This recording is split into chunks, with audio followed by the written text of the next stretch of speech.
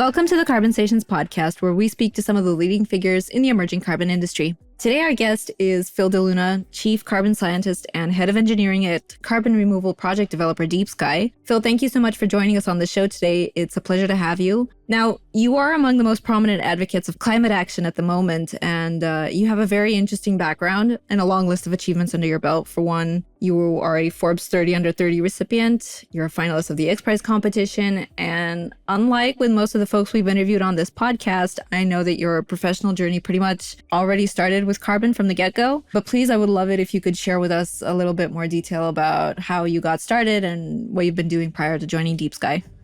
Yeah, thank you so much. And yes, I have had, despite being relatively young, over a decade so far of experience in the carbon tech world, which is rare but exciting. I think it just goes to show that everything in life is timing.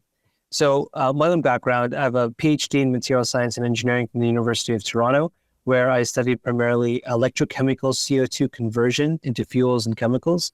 Spun out a small startup called CERT Systems from that work. Was on the founding team of that, made it into the Carbon X Prize, the first Carbon X Prize, which was a $20 million competition to capture and convert the most CO2 into a useful product. Scaled up a reactor from a small Rubik's Cube sized box to a shipping container sized pilot plant and deployed it at a natural gas combined cycle power plant in Alberta. Did that, didn't win the competition. Then I was recruited by the National Research Council of Canada, which is the government of Canada's national lab system. It's kind of like the DOE national labs in the States, if you're stateside and are familiar with them. Led a program there, built a national lab in Toronto, focused on CO2 conversion, clean hydrogen production, and artificial intelligence for materials discovery. Did that for 4 years, but the robots were actually faster than the bureaucrats. And so I got a little bit frustrated by the pace of government. Left, and then I joined the dark side. I went into consulting, and I led carbon tech for McKinsey, based in Toronto, but I worked all over Canada for the sustainability practice. And then I realized quickly that I'm not an advisor, I'm a doer. I want to roll my sleeves up and get things going. So I joined Deep Sky last summer, and I'm responsible for everything on the capture side of things, finding, sourcing companies, technologies, bringing them to Canada, piloting them, scaling their tech, and building facilities to reverse climate change. And my carbon capture journey actually started many years ago during my PhD, actually before that, during my master's at the University of Ottawa, where I worked on computational simulations for metal organic frameworks, which are a class of material that can capture CO2. Okay, thank you so much. That is indeed a very impressive resume. But, moving back to Deep Sky, can you talk a little bit more about your role in the company and why exactly Deep Sky? Why not someone else? Yeah, for sure. So maybe I'll tell you about the story of Deep Sky. So the story begins with our co-founders, Fred Lalonde and Joost Overkirk. They are the founders of a company called Hopper, which is a $5+ billion tech company in Canada. I think it's the second largest privately held tech company after Shopify. It's a travel app. Your listeners may have used it. A few years ago, they started offsetting the emissions of their customers by planting trees. They planted like 30 million trees over 3 years. They were doing a great job. They thought they were, excited to do PR about it. And then when they did, they got completely slammed by climate journalists and activists who were saying they were basically greenwashing. And so that forced them to understand and explore climate a little bit further. And they realized a few things. First is that the IPCC models are likely conservative estimates, and we're actually warming far greater than we expect. Climate tipping points we may be living through them at the moment. And the second is that planting trees is not enough. We actually have to mechanically remove carbon dioxide from our air and our ocean in order to stem the tide and pause or even reverse climate change.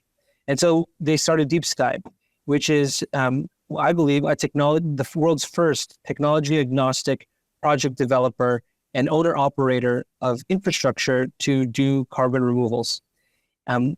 I was speaking to someone the other day, and they used a term for it that I'm going to blatantly steal from Union Square Ventures, a super developer. So typical project developers in other industries like solar or wind, these are more mature renewable or clean energy sectors where you have technology developers and then you have project developers. Technology developers are like Panasonic or Siemens. They build solar cells there. We build wind turbines, but they're not necessarily the project developers that are building the projects on the ground. Those are separate companies and they're very highly local in nature. These project developers will develop a project and then they might sell the asset, but rarely do they own them. Deep Sky is what I like to think and blatantly steal, a super developer. We're basically an oil and gas company in reverse. Oil and gas companies, what do? They take carbon out of the ground, they extract energy from it, they put the carbon into the air. We take carbon out of the air, we use renewable energy to purify and liquefy it, and we put it underground. And the difference between, a project developer in solar or wind is that we actually own and operate the assets and really bring together that entire value chain. We are drilling wells and owning the deep saline aquifer storage. We are securing the energy, securing the land, building the facilities, dealing with the permitting, the labor, all of the hard stuff that technology developers, which there are many amazing companies out there, many of which we're partnering with, often hit a wall when they start trying to develop big projects. Where do you put the CO2 once you capture it, and how do you power it? And that's really why Deep Sky was born, was to answer those questions. And we've come up with what we think is a very unique business model to do that.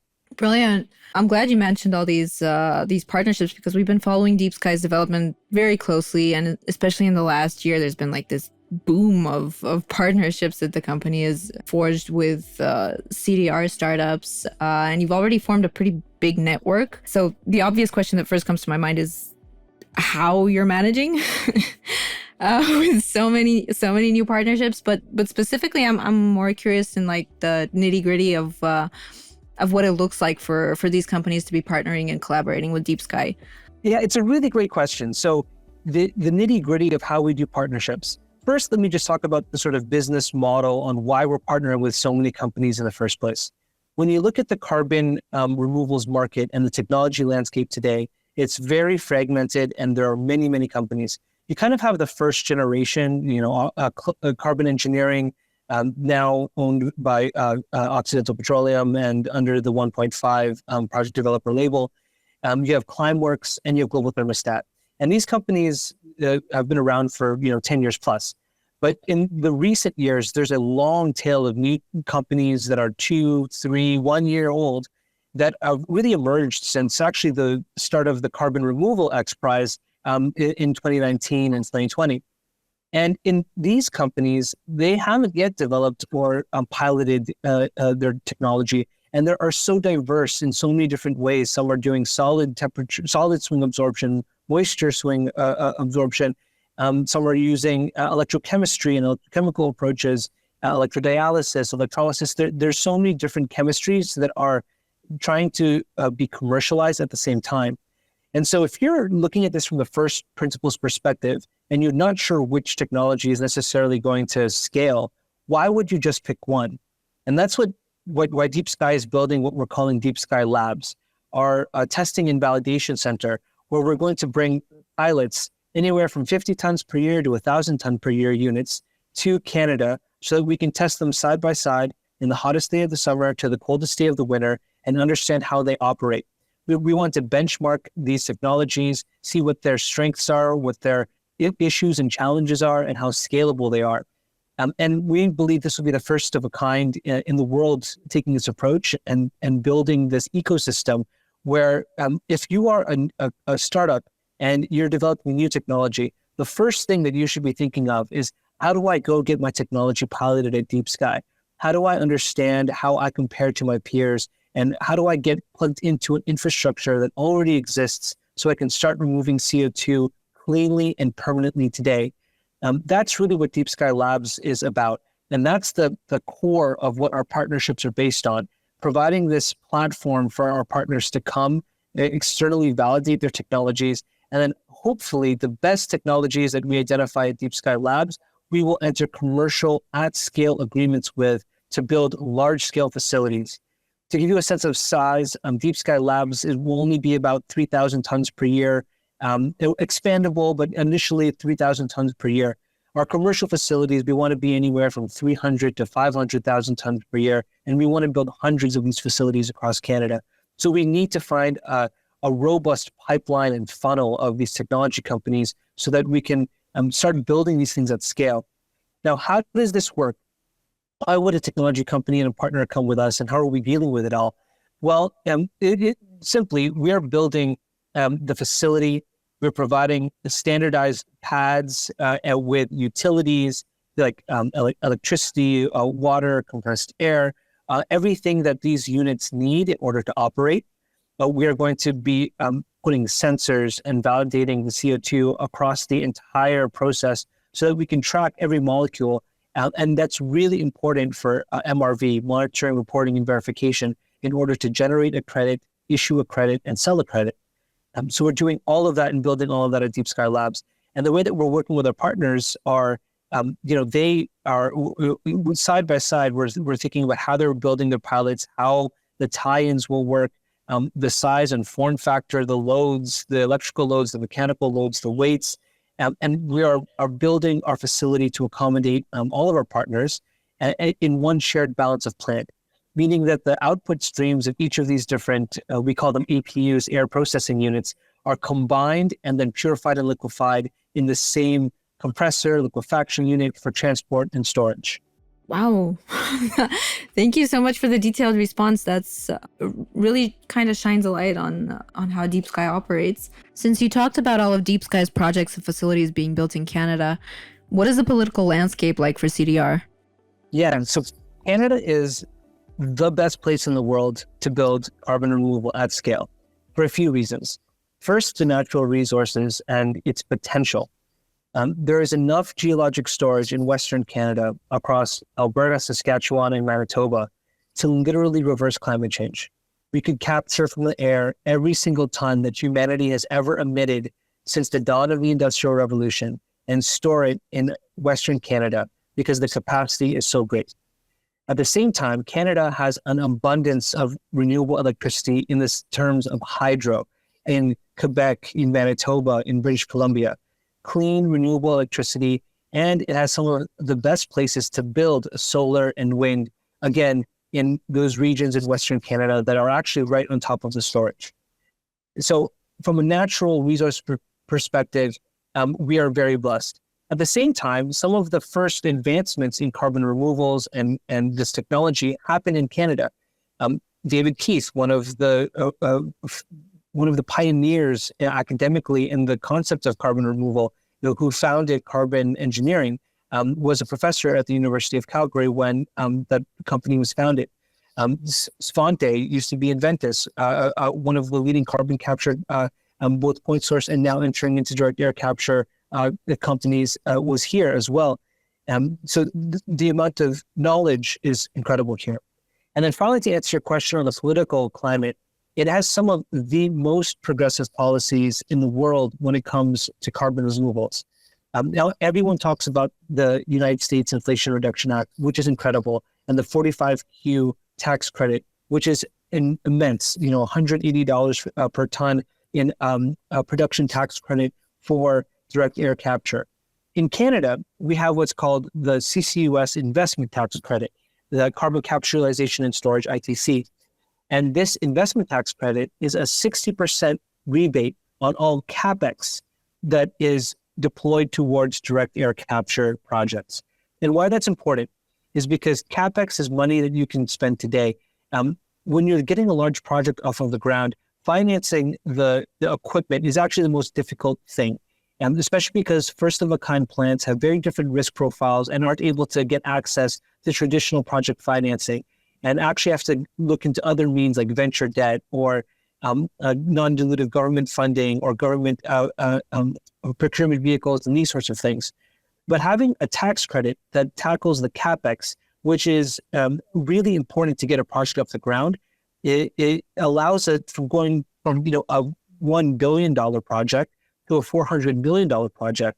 And that's money that and can count on today, rather than a production tax credit, which, if there's a change in government or if priorities change, there's no guarantee necessarily that in that production tax credit, that $180 per ton for every CO2 that you capture will stand the test of time.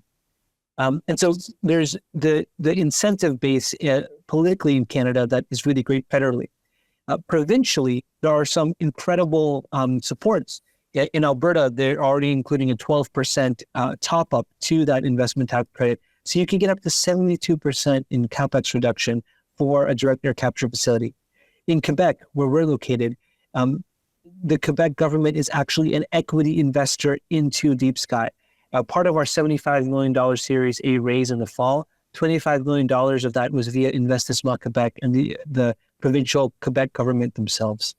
So the opportunity that carbon removal presents for Canada and for particularly economic development and labor force transition, especially in a country that is so heavily dependent on natural resource extraction, is and a lot of these heavy industries that have a difficult time thinking about how to decarbonize, something like carbon removals ends up becoming, the potential for them to address all of these problems, decarbonize their economy, provide stable new jobs that employ the exact same people whose jobs are at risk through this transition.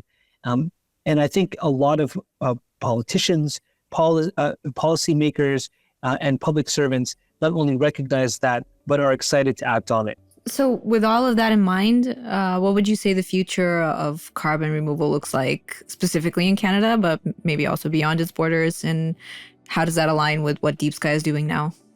I'm incredibly excited. Well, maybe I'll preface this by saying, make no mistake, the challenge ahead of us and the terrifying reality of why we need carbon removals in the first place keeps me up at night. And so when I say I'm excited for the future of carbon removals, I'm excited in the sense that we have a tool that will actually allow us to continue to survive. In many ways, carbon removals is a backstop to humanity's ability to reduce emissions fast enough, which, as evidence has shown, how we've blown through every target that we've ever made and how we continue to increase emissions year over year as a whole, as a world.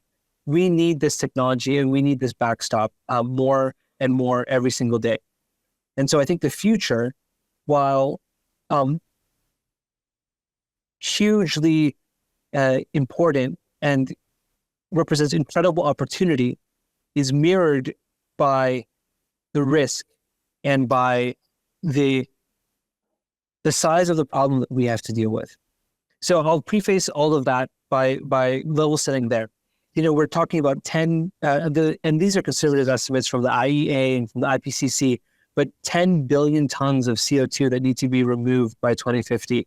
And today we're only at thousands of tons, if that. So we're talking orders of magnitude scale up, trillions of dollars that need to be deployed and a market that needs to be created. That's an incredible opportunity, but a huge challenge. Now, what I'm excited about in Canada is the opportunity to deploy these technologies to help with that labor force transition, but also to do so responsibly in collaboration and partnership with the communities that we will operate in. In Canada, particularly, it's very important for us to think about reconciliation with Indigenous communities and Indigenous nations. That is core to the Canadian identity. And one of the exciting things about carbon removal is that many of the ideal locations to do geologic storage are in rural, remote areas that also would enable partnership with Indigenous communities and economic development partnership with Indigenous communities in those areas. So for me, I think of this as an economic reconciliation and opportunity, just as much as it is a necessity for Canada and for the world. Thank you. To maybe move away from the grand scheme of things, because I don't get the chance to speak to scientists as often as I would like to. I'm really curious to pick your brain, even if it's just a little bit, on some of the existing carbon removal pathways. I know that Deep Sky focuses on direct air capture and ocean CDR. If please correct me if I'm wrong. Why these solutions, and what are their advantages compared to other pathways? Yes, absolutely. So you're right. Deep Sky focuses only on the most robust, most transparent, most permanent, most measurable forms of carbon removal, most mechanical forms of carbon removal, which are direct air capture and direct ocean capture. And why do we do this?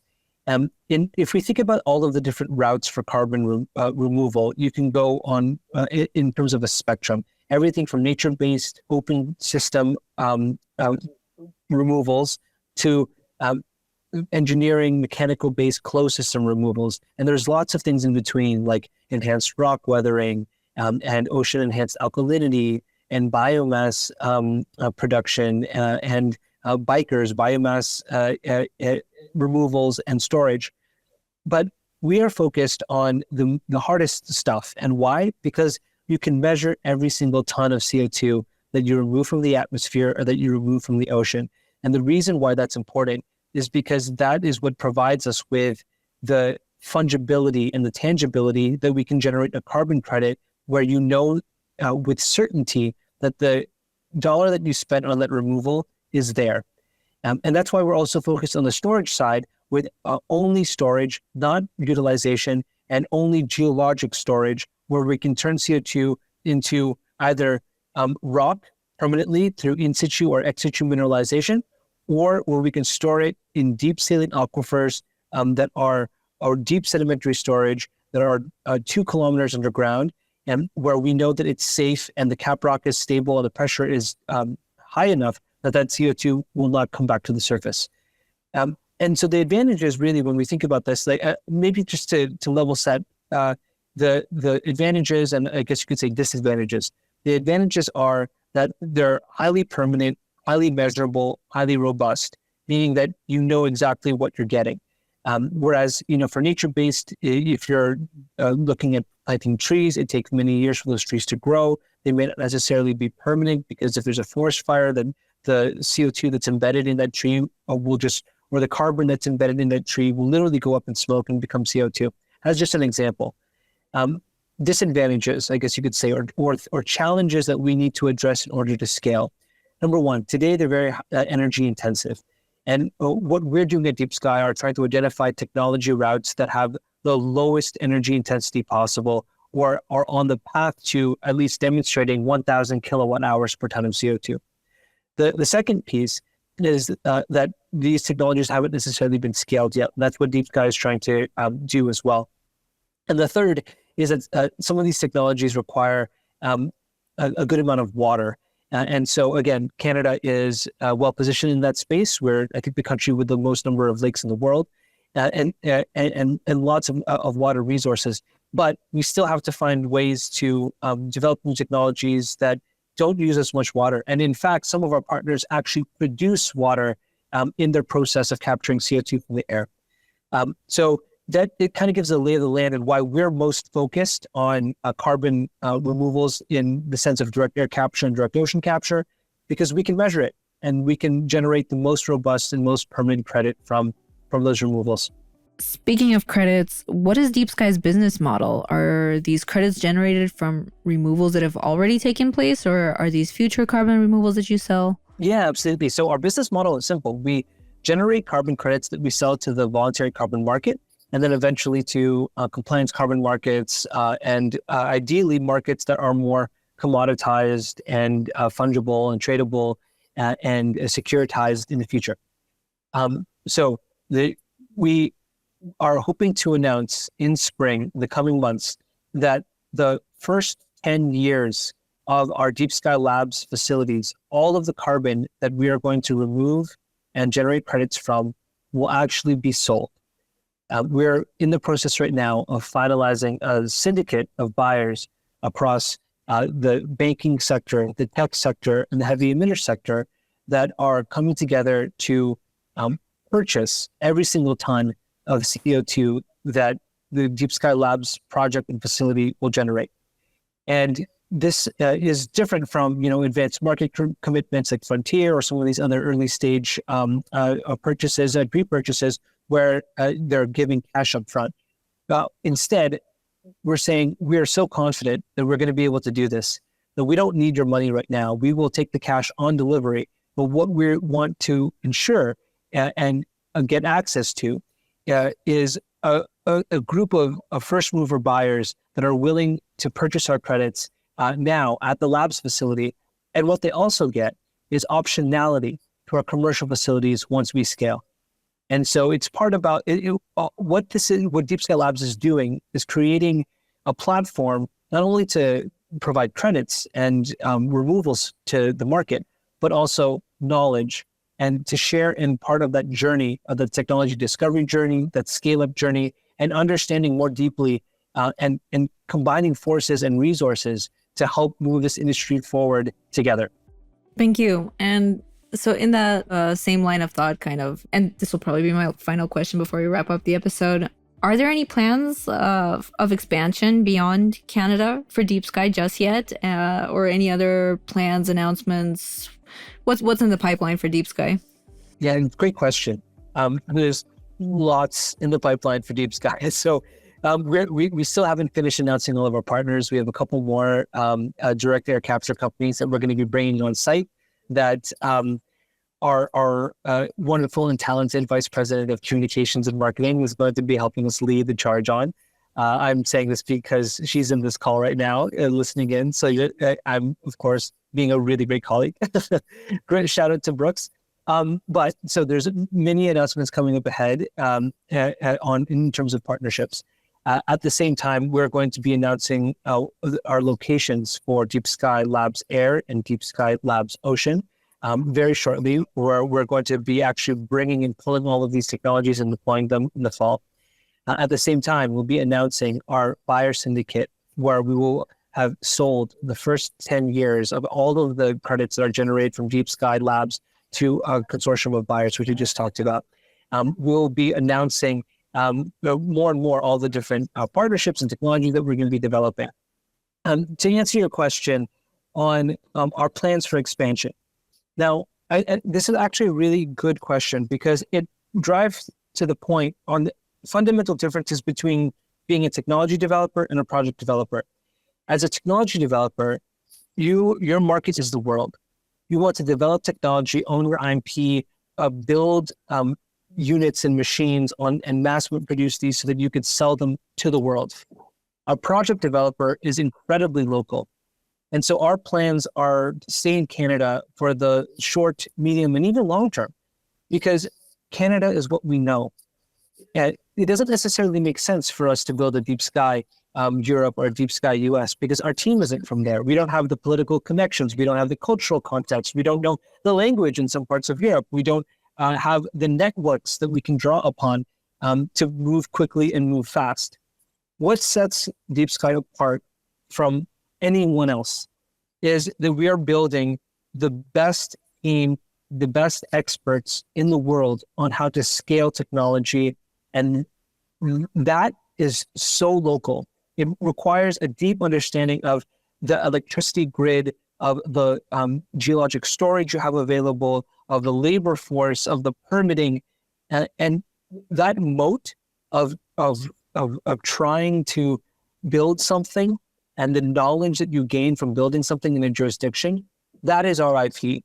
Whenever we have partnerships with our partners, we don't care about their IP. Any foreground IP that's developed in the process of Deep Sky Labs is theirs. We don't ask for exclusivity. If they want to build other projects in Canada with other people, go for it. In fact, that's a good thing because that means that they're developing their technology and they're getting down the cost curve faster, so we can go back to them and order 5,000, 20,000, 100,000 units sooner. But what we do and what we are going to be really good at is building scaled commercial facilities in Canada. And we're focused in Canada because it's such a local market. If other people want to license the Deep Sky name, build the Deep Sky US, build the Deep Sky Europe, build the Deep Sky Asia, that's great. We'll give them the playbook. We'll show them the steps on how to do it. But it's not going to be us because I fundamentally believe that it's the people of those communities, of those local areas that need to be the ones that lead on project development. That's the difference between us and a technology developer. Brilliant. Phil, thank you so much for being here today. I really enjoyed having this chat with you, and I wish you an even more exciting and fulfilling journey ahead. Thank you. It was wonderful to be here, and please follow us, keep track of Deep Sky. You can find me online anywhere, everywhere. Happy to have a conversation with you and all of your listeners as well. Thank you.